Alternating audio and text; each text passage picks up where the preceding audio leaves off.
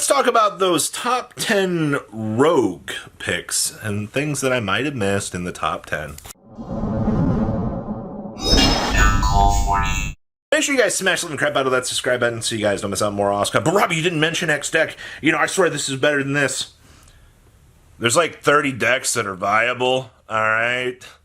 We're going to talk about what we can. So, starting off over here in the expected rogue category is Goaty.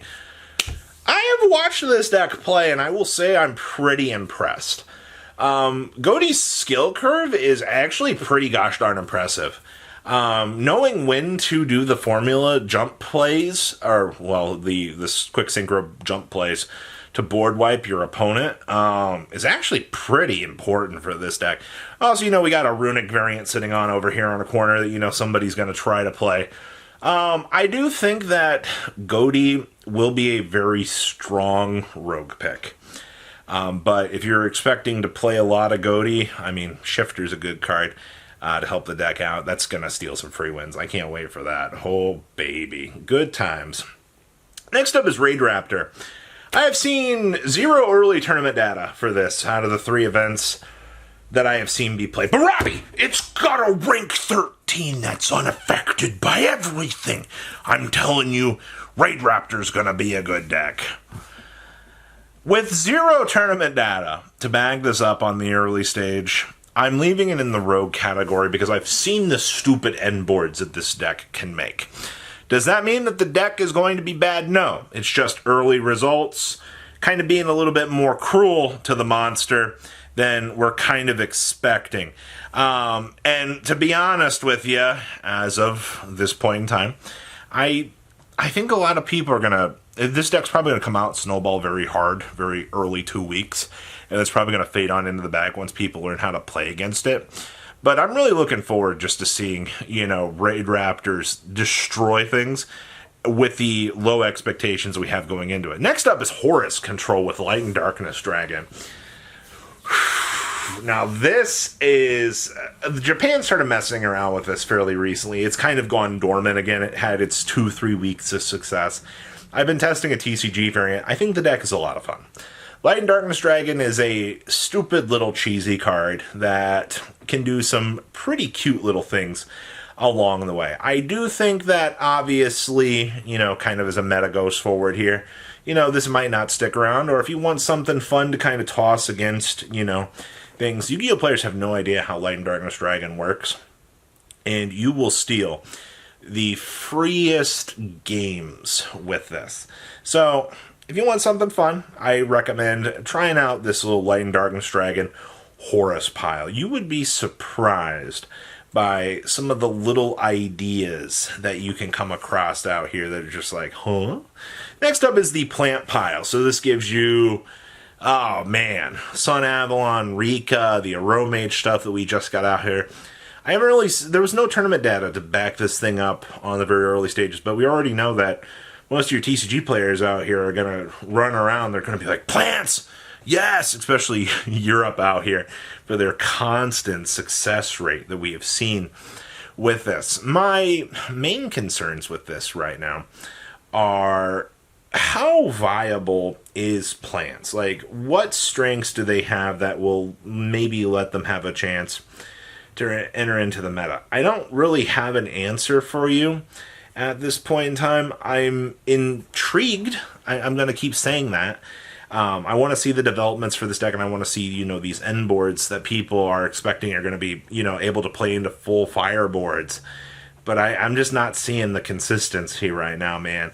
We'll have to wait and see. Next up is good old Tier Elements.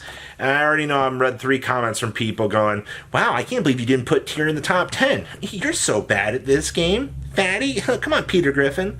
And it's like, learn how to play this game. Tier, I hate to tell you this, but like, it's been getting lower and lower on the totem pole as time's been going on. Yeah, they have some shufflers that they can play with. They have, you know, their random RNG milling capability. Sure, you can just high roll 5-head. That's what you want to see right now. You want to, that's how Tier is going to have to play. I don't know, man. I don't believe in the deck the way that we saw it previously. Cash Tier is just infinitely a better deck than Tier right now. Like, mid-range control, banishing face-down options and taking away resources from the opponent, infinitely better than, yay, Rukalos and whatever else our end board is right now. Next up is Centurion. The funny thing about Centurion was this deck totally disappeared in the OCG with King Calamity. It was still legal. And then they banned King Calamity on the next list. I would fully expect that the TCG is going to crater King Calamity on the next list, but if you're looking at Centurion right now, you're like, I can't wait to King Calamity, all of these duelists out here. It's going to be a good time. I got bad news for you, Chief.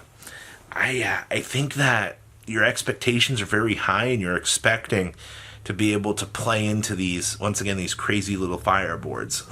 Who knows, all right? Maybe you'll be able to top a regional going 9-0 with Centurion. We've seen it happen already. It's highly possible.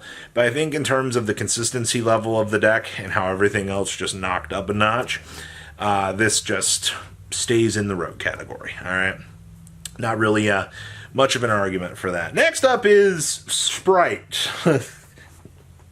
We're really talking about Sprite in the rogue category right now. Well, here's the thing. You've had the Sprite purely build starting to show up and kind of do its thing a little bit.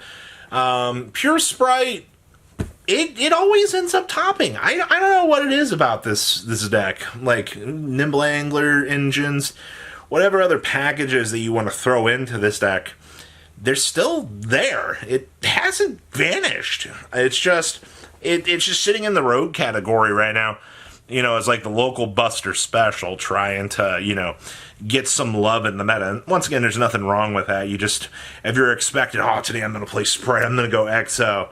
No, the odds are against you. I mean, you can build all these crazy boards, sure, but the deck is a lot more fragile than it once was. That's a lot of why these things aren't what they used to be. It's because the end boards are not that good. Speaking of end boards not so good, Unchained. So, Unchained heading out of the last format had some success, all right? And I'm not saying that, it's totally gonzo deck, but man, you're missing a leg with Shyama at 1.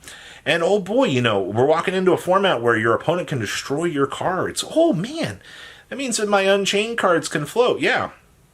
Guess what Unchained does? They also destroy the opponent's cards at certain points. Huh. Well then, that's interesting. Anyway, I'll trigger my Fire King effect. I think that this deck on a local buster level, mid-range regional, can still do well. You should be able to get your invite with it. If you think it's going to be Easyville, though, no, you're going to have to work your butt off for that. I think those are your main things to consider with Unchained right now. We'll have to wait and see. Next up is Dragon Link. That's still a deck? Yeah, so Dragon Link out here. The Borreload Endo Big Bad Chunky Dragon Boy has now gotten a little bit easier to out. And that was the deck's whole spiel. There was a fire variant kind of starting to show up that people were trying to get off of the ground. It looks like it kind of faded away. I saw some talk about it. They're like, oh my gosh, we can play fire, we can play Diabell Star in our Dragon Link deck. I'm like, yeah, you can get out the Sinful Spoils. You have access to a level 1 tuner and Jet Synchron for revivability. Speed up some of the process for some of the weirder synchro plays you might be trying to get. Sure. But I don't think it really stuck around. We'll have to wait and see how developments go for this. But this deck checks all the categories to be a rogue contender at the moment. Once again, we'll have to wait and see. Yu-Gi-Oh! You love to see it. And then, I gotta put Sword Soul down here. No matter what happens, no matter what craziness it is, Sword Soul will still find a way to top a regional. And I don't know how it does it. The deck just keeps getting power crept and power crept and power crept. But I think it has enough representation, the law of big numbers. The more Sword Soul players enter into a big tournament, eventually one of them has to see some sort of success rate. And that's what we have continued to, I guess, see out here. We will have to wait and see. But we have our top 10 rogue. But Robbie, you didn't mention X deck. Yeah, It's there, man. It's doing its thing. Is the ones I chose to spotlight? Yeah, Dark World. Yeah, you know, all the other rogue decks. They're there. All right. Some are just better than others. All right, and that's not all Yu-Gi-Oh decks are created equally. Patrons, thank you.